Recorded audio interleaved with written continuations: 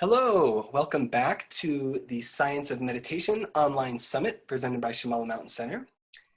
Day 3 here, working with emotions, meditation for resilience and stress. My name is Travis Newbill, and I'm quite honored to be joined here by Venerable Thubten Chodron, who was ordained as a Tibetan Buddhist nun in 1977. She is an author, teacher, and the founder and abbess of Sravasti Abbey in Washington State here in the US. Venerable, thank you so much for taking the time to join us. Thank you for asking me. So the topic of this day, the main topic is emotion. And so I wonder if we just may begin by looking at emotion. And I'd like to ask you, how might we understand emotion? What is emotion, and how does emotion manifest in our bodies, minds, lives? What are we dealing with here? Well, I don't think I can give you a definition of emotion unless I get a dictionary. Actually, we talk about emotion so much, but when it comes to defining it, it's really quite difficult to define. And in Tibetan, they don't have a word for emotion that actually translates as the word emotion. They have the word klesa, which refers to things that obstruct you on the path, which includes some emotion, but they don't really have a word for emotion. So I can tell you what emotion does, but maybe I'm not so sure I can tell you what it is. I mean, it's definitely a mental state. And what's interesting is it's also a conceptual mental state. And what I mean by conceptual is that it is a thought consciousness. Now, we usually think of thoughts and emotions as two separate things. But when you really go into it, behind every emotion, there's a whole bunch of thoughts. And the emotion is happening in our mental consciousness. It's not a direct perception by one of our senses. So automatically there, it's conceptual. We're not seeing things totally directly like we do with our 5 physical senses. Yeah. And then there's all this thinking going on behind emotion that we often don't realize. We just say, well, emotion is a feeling. I feel angry, or I feel attached, But what does that mean exactly? Because in Buddhism, the word feeling refers to happy, unhappy, and neutral feelings. It doesn't refer to stuff like anger and jealousy and love and compassion. That's not considered under the category of feelings in Buddhism.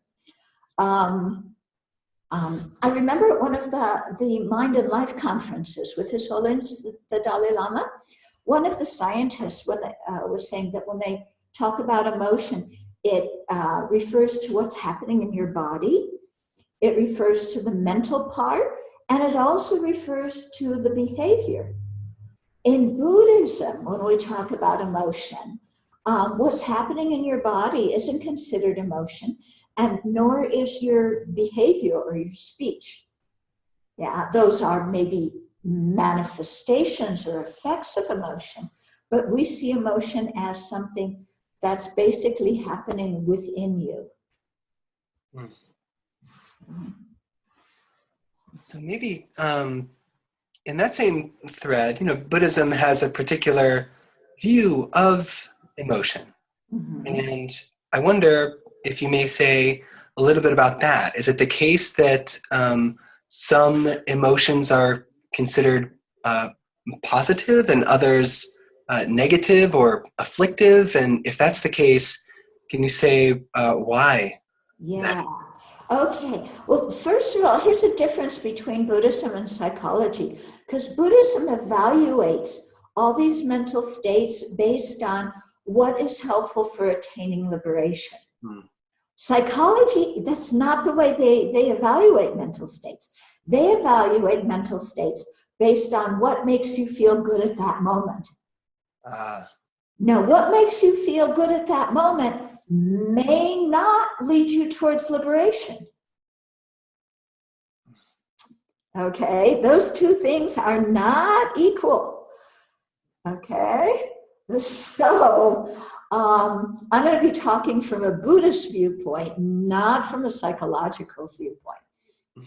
Okay, so yeah, from a Buddhist viewpoint, we can have positive emotions and disturbing emotions. Yeah, and here again, the criteria is: are they conducive for liberation, or are they antithetical for liberation? Not whether they make you feel good or not at that very moment. Okay. For example, when we contemplate the disadvantages of cyclic existence, our mind feels quite sober. Yeah. Or when we contemplate our own mortality, you know, our mind feels quite serious. It feels quite sober. You don't feel happy at that time.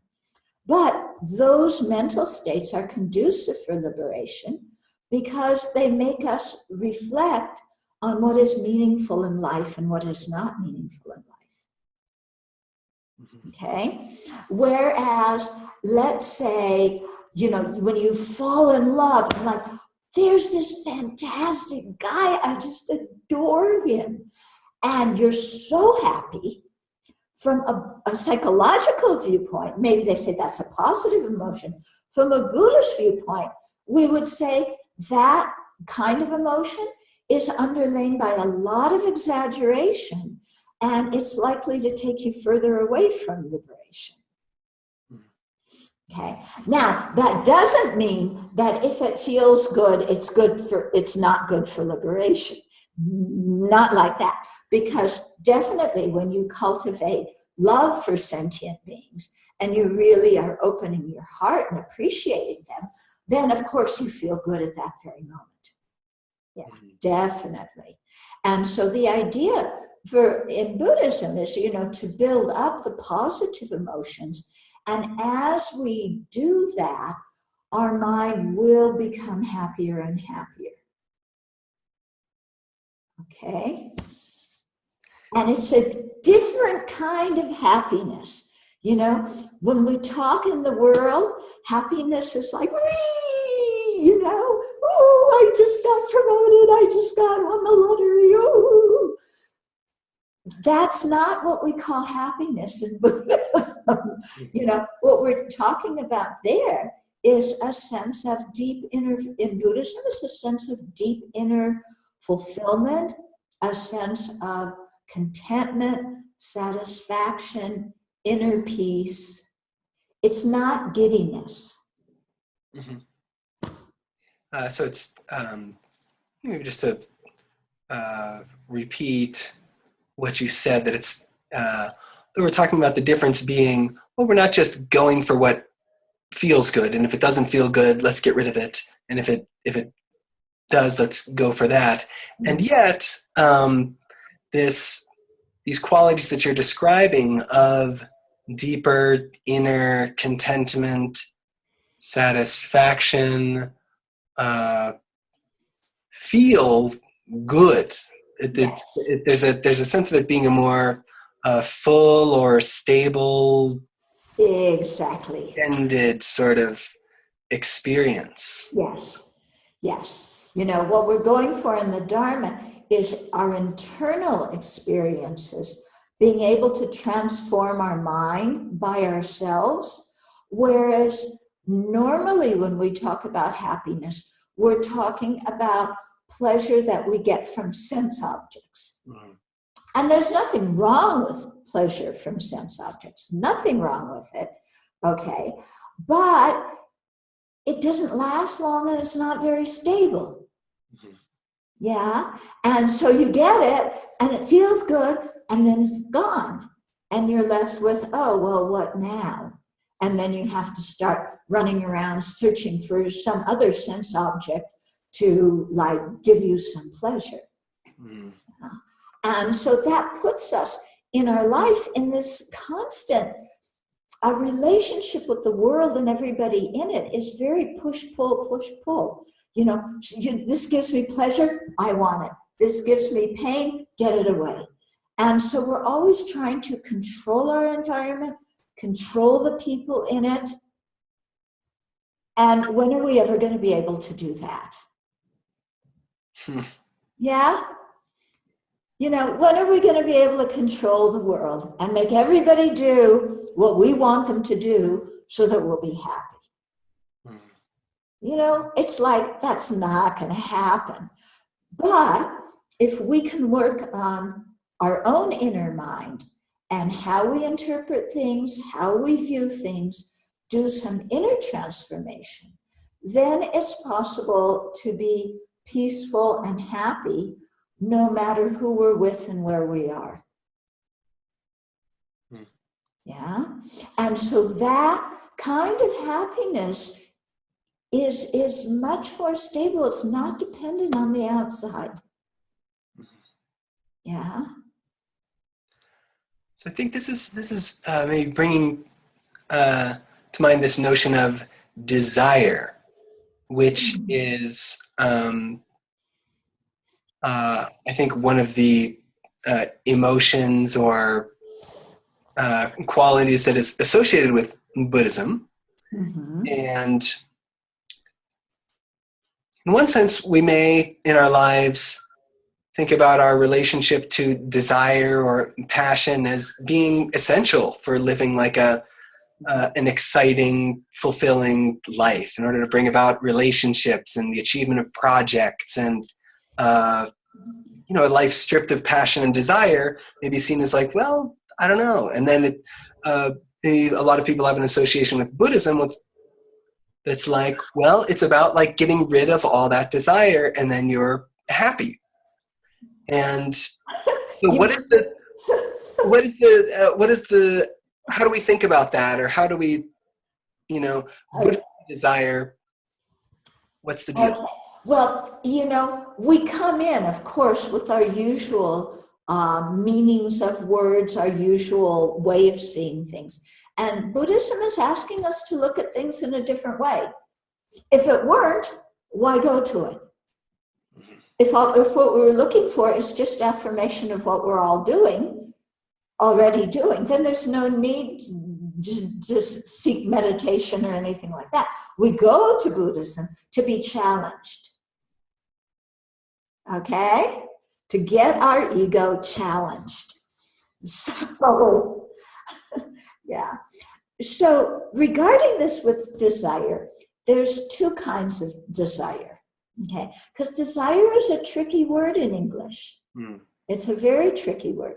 So one kind of desire is this kind of, I want this, I want this kind of desire because this is going to make me happy. I desire chocolate cake. I desire a good sex life. I desire to achieve in my career. That kind of desire. Okay.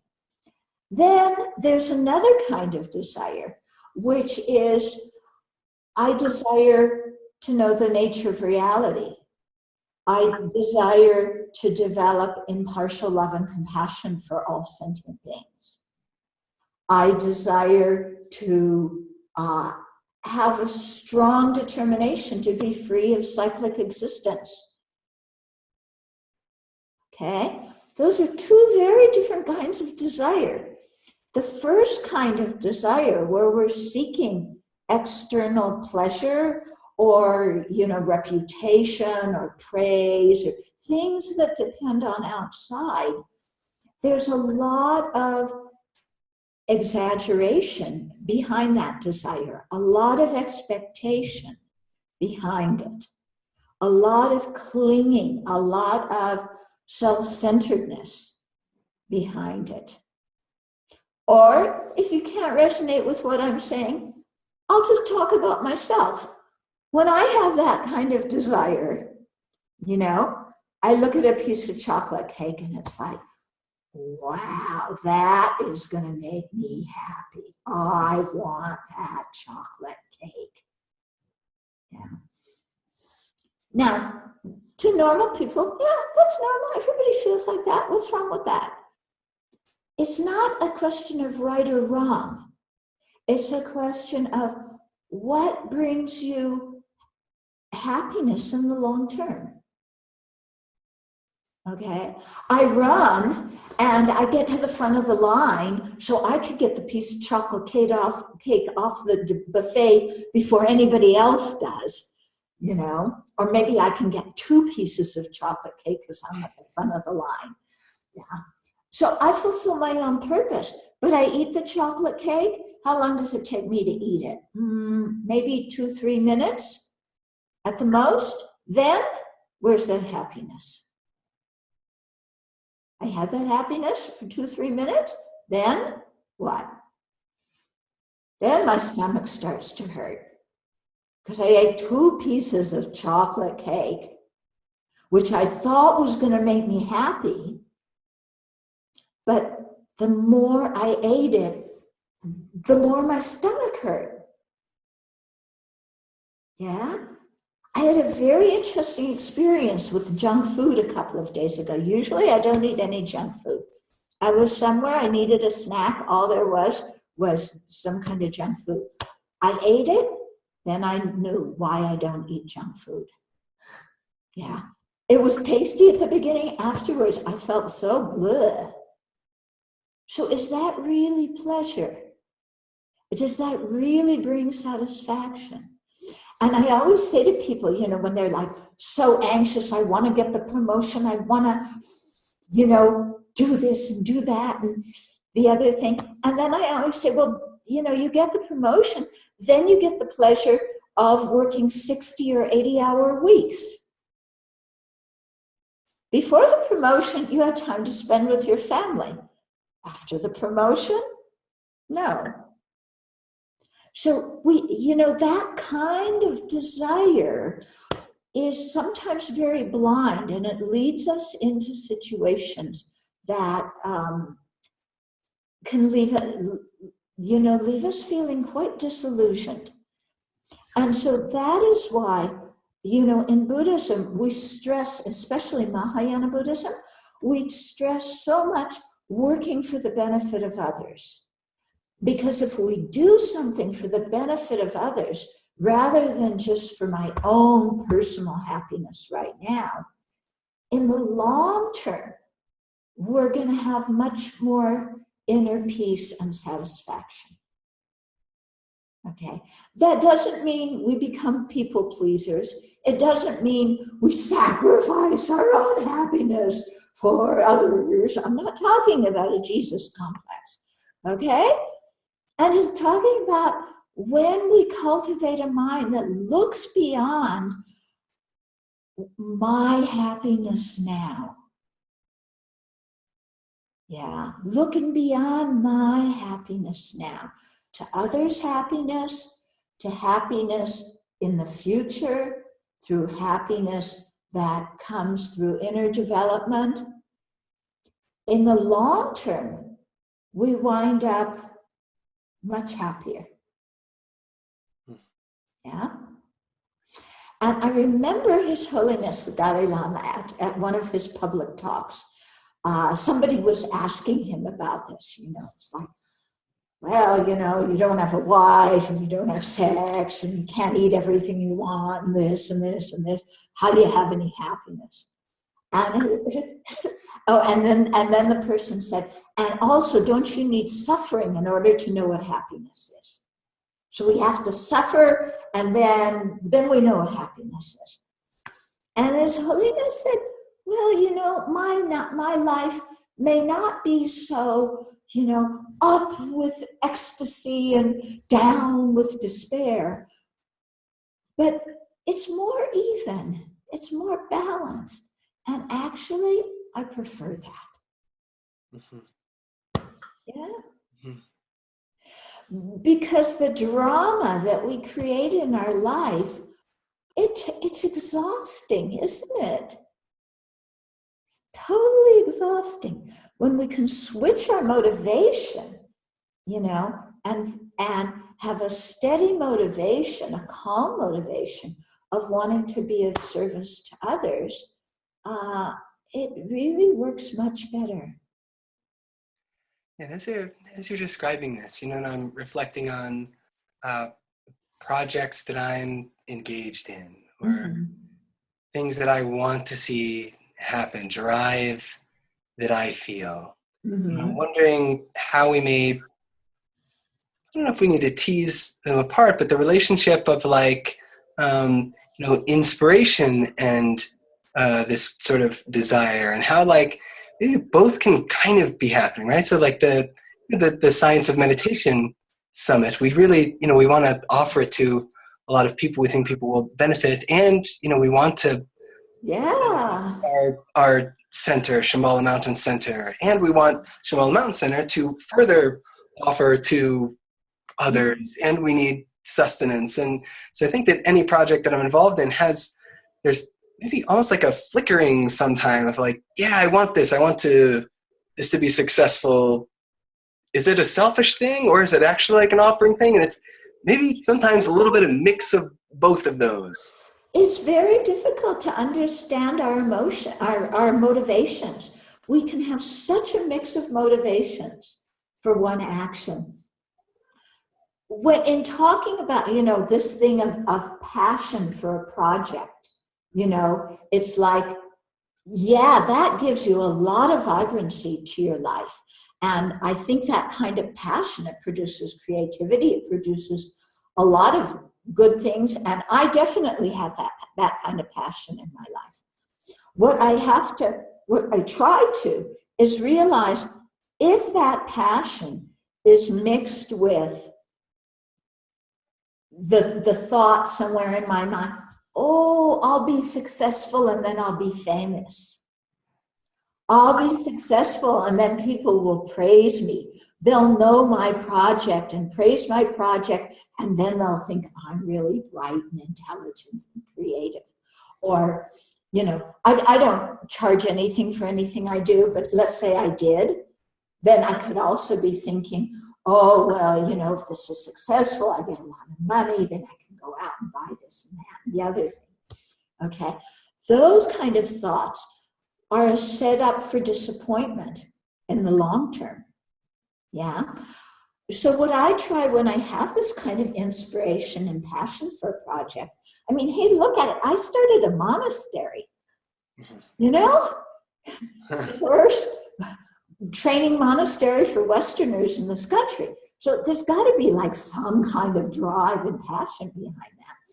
But for me, what I constantly had to come back to is this is for the benefit of sentient beings. This is for the long-term existence of the Dharma.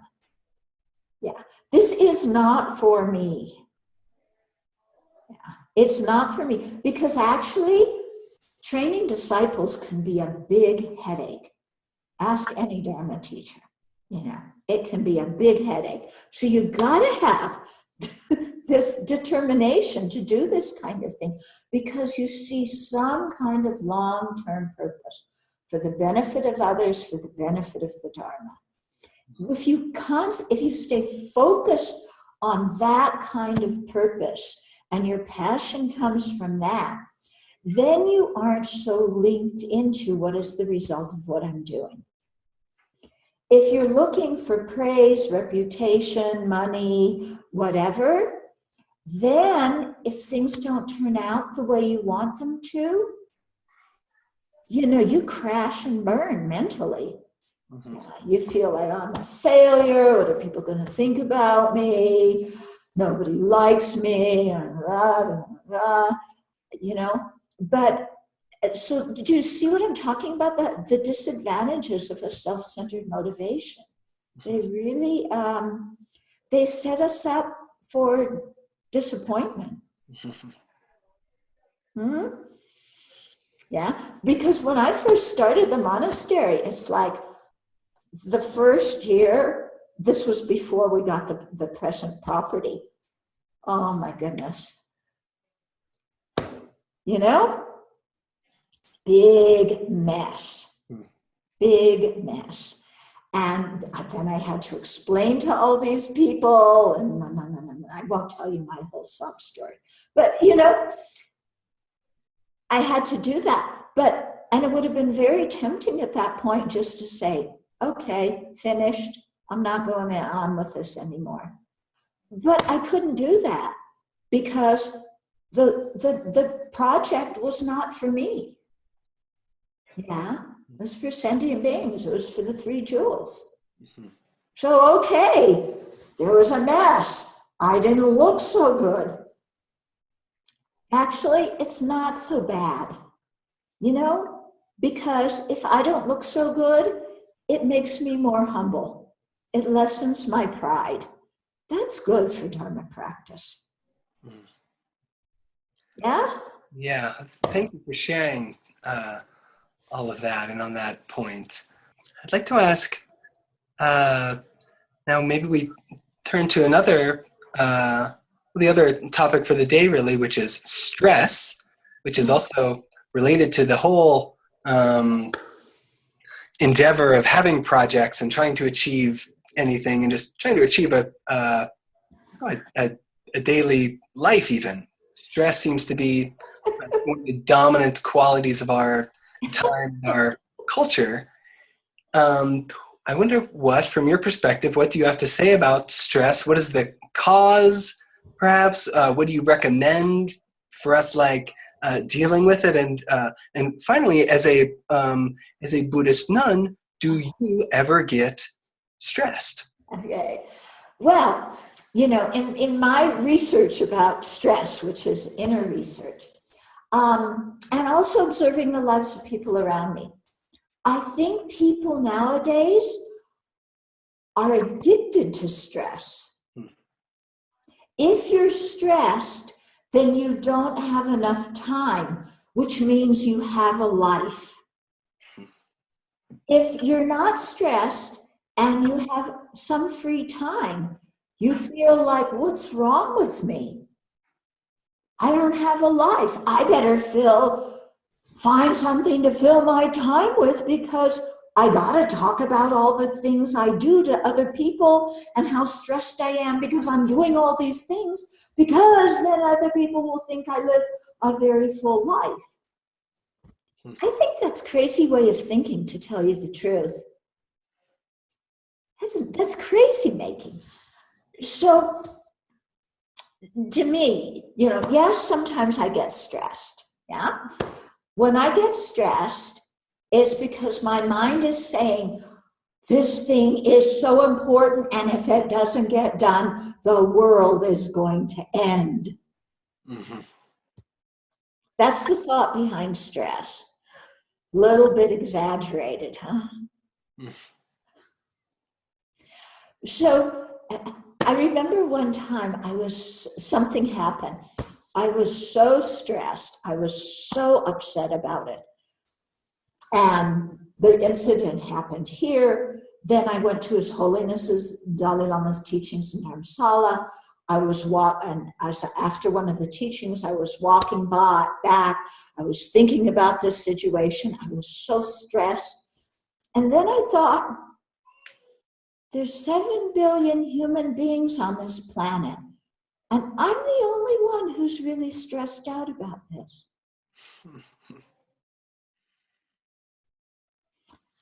And I went, maybe there's some exaggeration. Maybe. Like, yeah, there's a whole lot of exaggeration. So now when I get stressed, I try and realize, you know, whatever I'm getting stressed about, the world is not going to end because of it. Yeah. Mm-hmm. It's not going to end.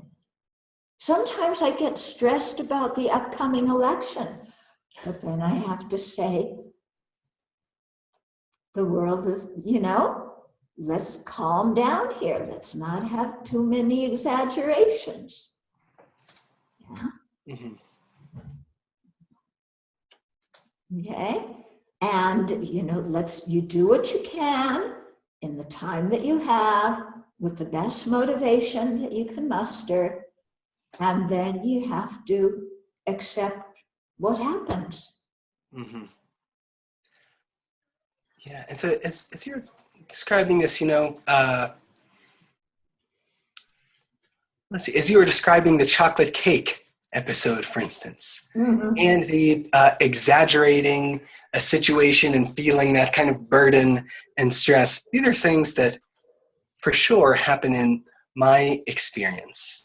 And probably just saying, oh, that's not a good idea, I won't do that anymore, is not going to totally put an end to it. Mm-hmm. So along the way of starting to work with this stuff, we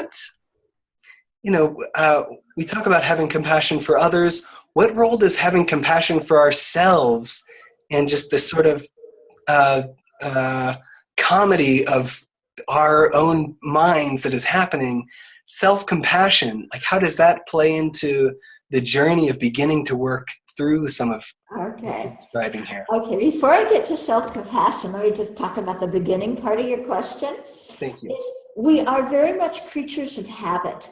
Because you said, you can become aware of the mechanism, but then it's hard to, you can't just say, oh yeah, I'm aware that if I eat so much chocolate cake, I'm going to feel bad afterward. And you think that as you're shoveling it in. Yeah. Yeah? I mean, we all do this. And so to see, oh, why is this happening? Habit. So I have to change habit. One of the things that helps us to change habit is when we really contemplate for over time and repeatedly the disadvantages of one kind of thing and the benefits of the other. Yeah, and this is what meditation is all about. This word for meditation in Tibetan is the same verbal root as to familiarize or habituate. So it means training our mind, familiarizing our mind with useful and beneficial and realistic ways of looking at things. And so accepting ourselves in that way, accepting the present, improving in the future. Mm-hmm. Okay, so acceptance doesn't mean I accept it and that's just the way I am, so I'm not going to try and change. I accept that this is the way it is now, but I know that everything can change in the future, and I want to be actively engaged. Everything's going to change anyway. How about if I help it to change in a good direction? Mm. Yeah? Right. Everything's impermanent, isn't it? It's going to change. So as long as that's going to happen, how about if I help it go in a good direction? Mm. Another element I think that's very important in this whole thing is to have a sense of humor. We can't take ourselves so seriously. Now, we have to be able to laugh at ourselves. If every time we make a mistake, we just get like, oh, look at me, what I did. Like, that is not going to help us change. I talked to one man once, and I think a lot of people feel this way. And he said, if I'm not hard on myself, then I won't change. And I said, but if you are hard on yourself, you're not going to change.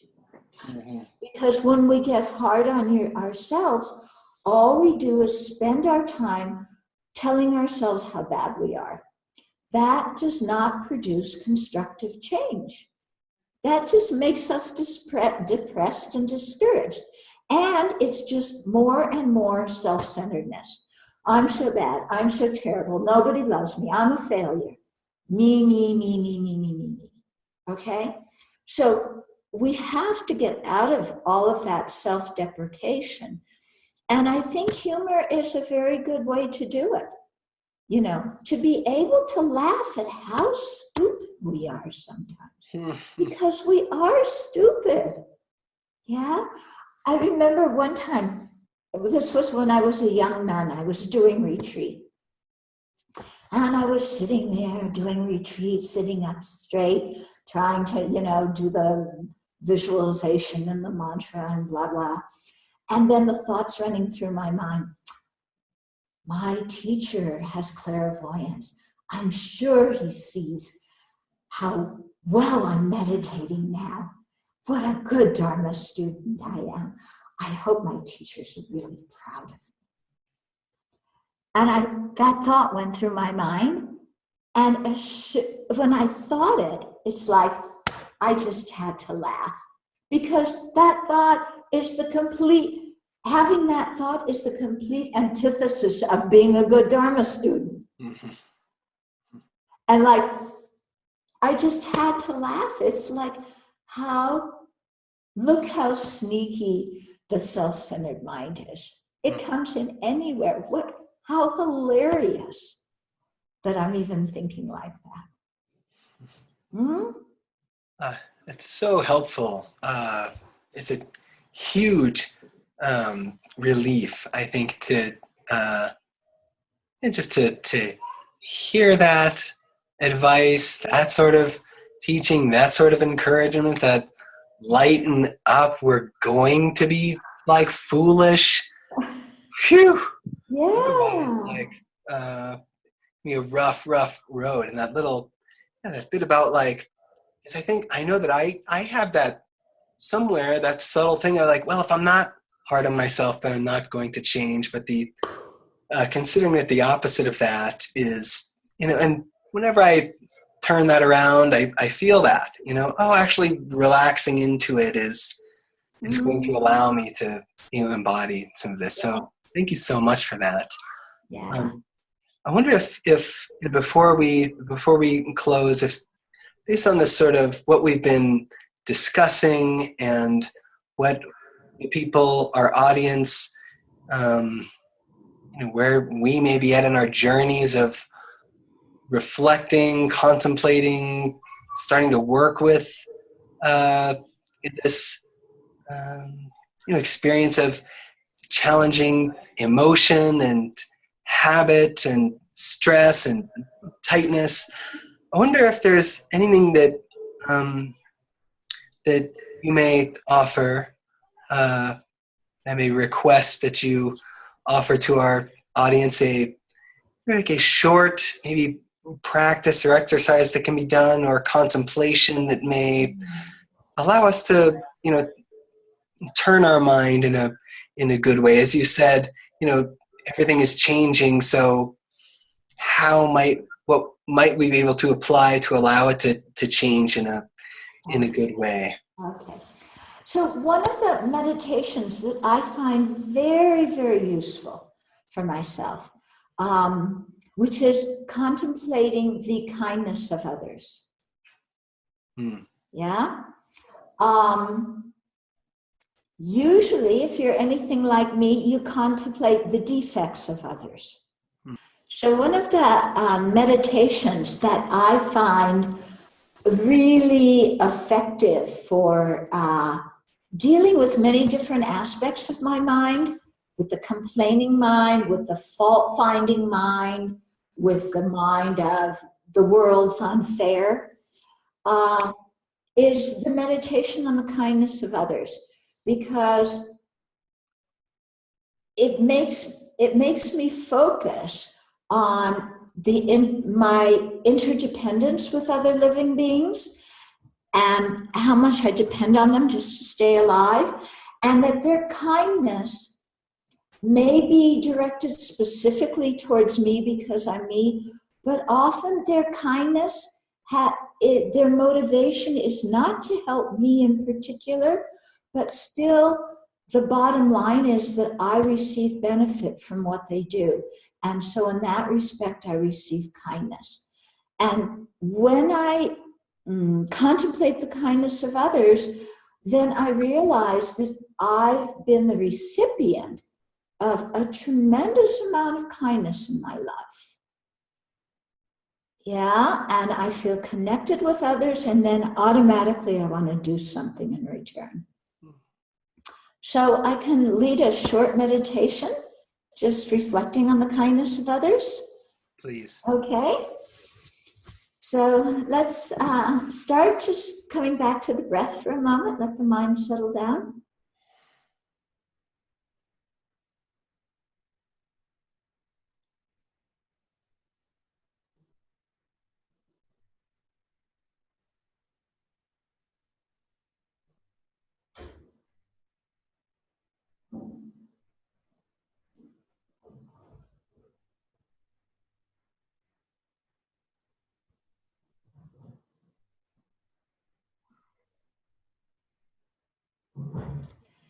Then begin by considering the kindness of the people that you're close to, friends and family, and all the different things that they've done that you have benefited from. How they encourage you, how they make you think or provoke you to grow, giving you material things, helping with your education, providing food and clothing, shelter and medicine. But just think for a moment about the kindness of the people you know, and think very specifically about what they have done that you've benefited from, and feel their kindness. Let their kindness come in.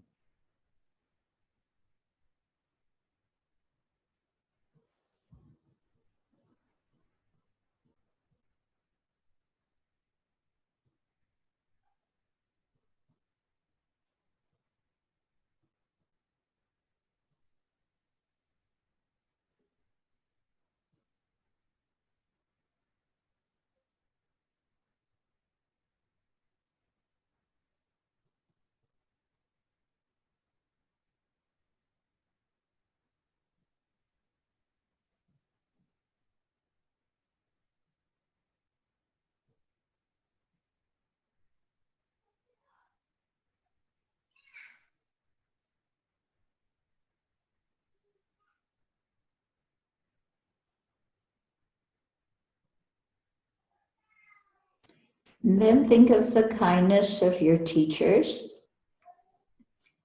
beginning with your parents or whoever took care of you when you were young, who taught you to eat properly with good manners, who taught you to speak. All the people who educated you in formal education or in the arts and sports. Now really reflect how all the things that you are talented at come because of the encouragement and the instructions of other people.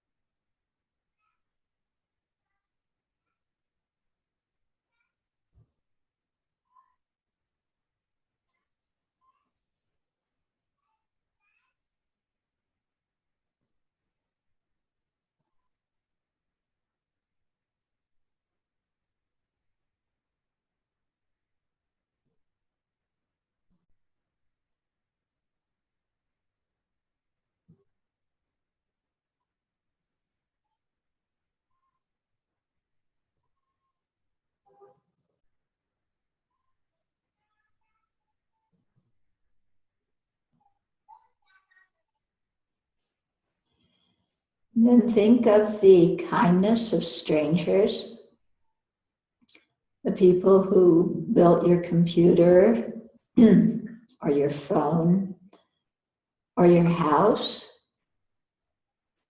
people who work at the utility board so that you have water and electricity, the construction workers who fix the roads and make the roads that we drive on, people at the supermarket who stock the shelves. Just really think broadly of all the strangers who do so many different kinds of activities that we benefit from. And yet we don't even know who they are, and we hardly ever think to thank them. But without their effort, we would really be lost.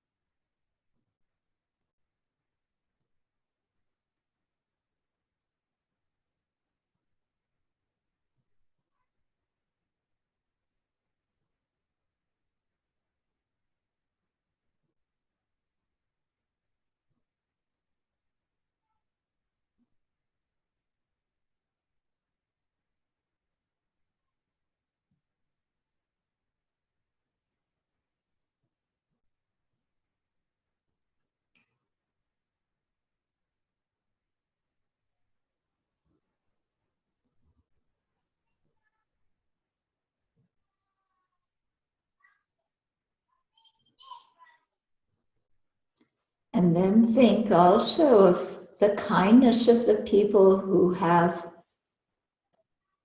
made you unhappy, the kindness of the people who have harmed you. This sounds strange to say, but when you think about it,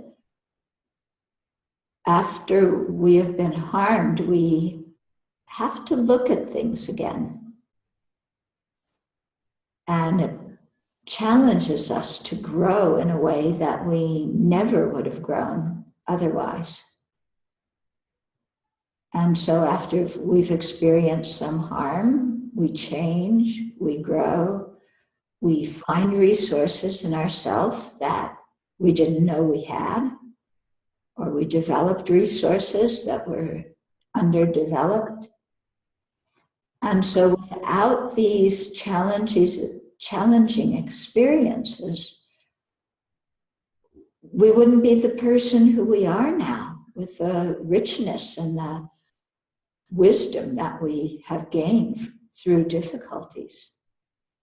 So see if you can even extend this feeling of the kindness, of receiving kindness from even the people who have harmed you or criticized you.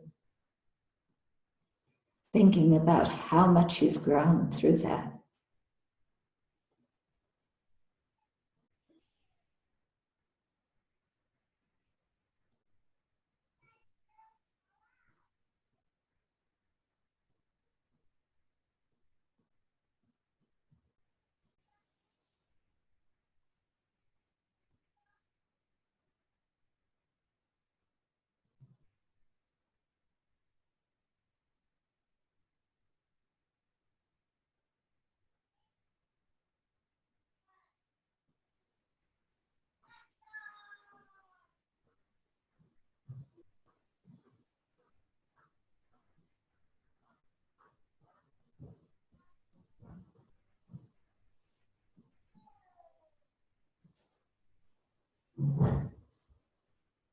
And then stay focused for a moment on that feeling of having been the recipient of a tremendous amount of kindness throughout your life.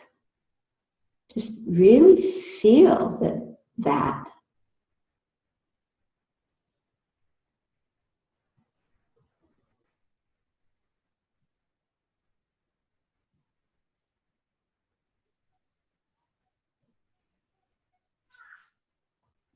Just the fact that we're alive today is due to the kindness of others.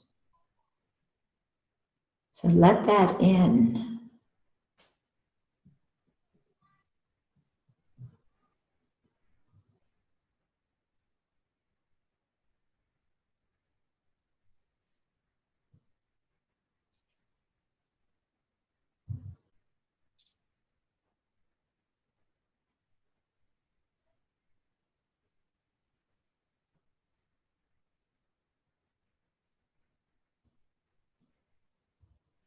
And then let arise within you a feeling of wanting to give back in return, to really connect and benefit other living beings.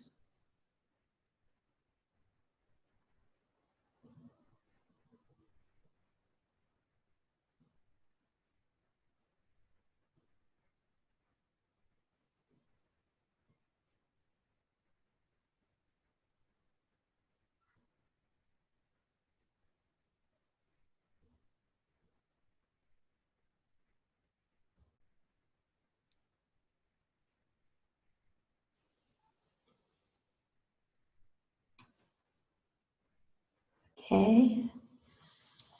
Now we can dedicate all the merit and send out all the merit, the good energy that we've created. Send it out to all living beings for their welfare, for their benefit.